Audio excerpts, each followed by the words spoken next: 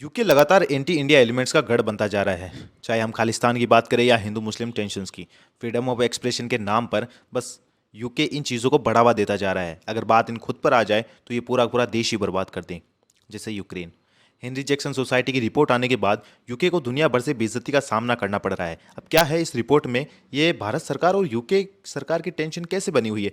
नमस्कार, आप देखना शुरू कर चुके हैं टीवी भारत 24। ब्रिटेन की अल्ट्रा लिबरलिज्म वहाँ की सरकार पर ही भारी पड़ रही है। सरकार की फ्रीडम ऑफ एक्सप्रेशंस और वोक कल्चर को बढ़ावा देने का नतीजा यूके की हिंदू कम्युनिटी को भोगना पड़ रहा है, क्योंकि इस प्रकार की नरम नीतियाँ पाकिस्तानी मुसलमानों को अपना एजेंडा चलाने की इजाज़त देती है। पाकिस्तानी मुसलमानों ने अपने देश का तो दिवालिया निकाल ही दिया है, और अब यूके की बारी है।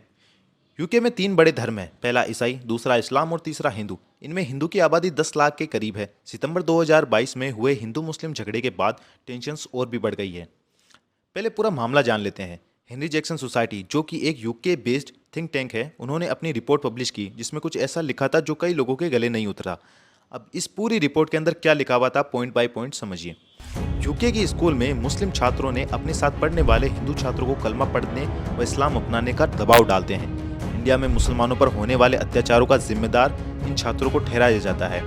नोट: इंडिया में मुसलमानों पर किसी भी प्रकार का अत्याचार नहीं होता। भारत का संविधान सबको समान दर्जे से रहने का अधिकार देता है। सर्वे में शामिल 51% माता पिताओं ने बताया कि उनके बच्चों को मुस्लिम बच्चों की प्रताड़ना का सामना करना पड़ता है। वहीं एक दंपति बताते हुए कहते हैं कि जब उनकी बेटी खाना खाने बैठी तो कुछ मुस्लिम लड़कों ने उसके ऊपर गाय का मांस फेंक दिया और उसके शाकाहारी होने पर उसका मजाक उड़ाया। ये सब ईस्ट लंदन ऑफ स्कूल के अंदर हुआ था। आए दिन बच्चों को हिंदू देवी देवताओं का मजाक उड़ाकर इस्लाम अपनाने की सलाह दी जाती है, नहीं तो कई बार उन्हें मारने तक की धमकी दी जाती है। कई स्कूल की जांच से ये पता चला है कि मुस्लिम छात्रों ने हिंदू छात्रों के लिए काफिर जैसे आपत्तिजनक शब्दों का इस्तेमाल किया है। साथ ही उन्हें इस्लाम में कन्वर्ट हो जाने पर या फिर काफिर के लिए नरक में जाने के खतरे का सामना करने के लिए तैयार रहने को कहा है। एक हिंदू स्टूडेंट से कहा गया कि अगर वह इस्लाम में शामिल हो जाता है तो उसका जीवन आसान हो जाएगा। एक हिंदू स्टूडेंट को धमकी दी गई कि आप बहुत लंबे समय तक जीवित नहीं रहोगे। हिंदू शाकाहारी हैं और वे फूड चेन के निचले पायदान पर आते हैं। हम तुम्हें खा जाएंगे। अगर स्वर्ग जाना चाहते हो तो तुम्हें इस्लाम को अपनाना ही पड़ेगा। 51% स्कूल्स ऐसे केस कभी पहचान ही नहीं पाते हैं, और अगर पहचानते हैं तो पुलिस में शिकायत नहीं करते। ये सबसे ज़्यादा दुखद है। यूके के अंदर लगातार हिंदू फोबिया जैसे नैरेटिव को बढ़ावा दिया जा रहा है, जिसमें कई इस्लामी और गैर इस्लामी एनजीओ शामिल हैं। कई पेरेंट्स ने इस थिंक टैंक को बताया है कि कैसे उनके बच्चों को लगातार एंटी हिंदू विचार का सामना करना पड़ता है। इसकी वजह से उन्होंने 3 से भी ज़्यादा स्कूल बदले हैं, और स्कूल इन सब को रोकने का प्रयास भी नहीं कर रहे हैं। अब रिपोर्ट तो आप सबने सुन ली, थोड़ी टीवी भारत की पड़ताल भी सुन ले।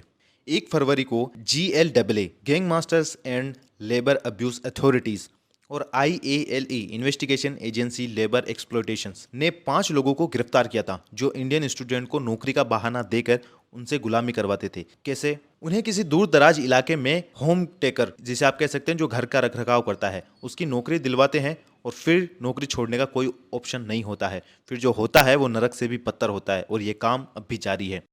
ये नाम तो पिछले महीने आपने काफी सुना होगा। इसका एनजीओ ओपन सोसाइटी लगातार एंटी हिंदू एलिमेंट्स को फंड करने का आरोप लगते रहते हैं, और सोरोस खुद मानता है कि वो डेमोक्रेसी की सलामत रखना चाहता है। बोलो, जिस शख्स ने क्यूबा की सरकार गिरा दी वो डेमोक्रेसी लाना चाहता है। जिसने अपने ही यहूदी भाइयों बहनों को बहला फुसलाकर हिटलर के हवाले कर दिया वो डेमोक्रेसी लाना चाहता है।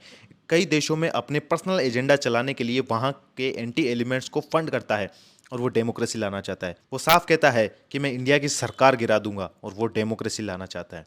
तमनजीत सिंह दैसी, इमरान अहमद, इमरान हसन, तहीर अली जैसे लोग लगातार एंटी हिंदू एलिमेंट्स को फंड करते जा रहे हैं और उनके बारे में बात करते हैं। ये सारे मेंबर ऑफ पार्लियामेंट्स हैं लंदन के अंदर।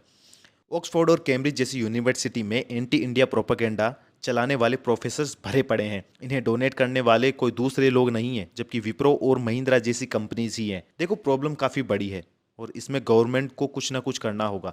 साथ ही हमें भी इस चीज़ का ख्याल रखना होगा कि हम किसी भी प्रकार के ऐसे एजेंडा के चक्कर में ना फंसें।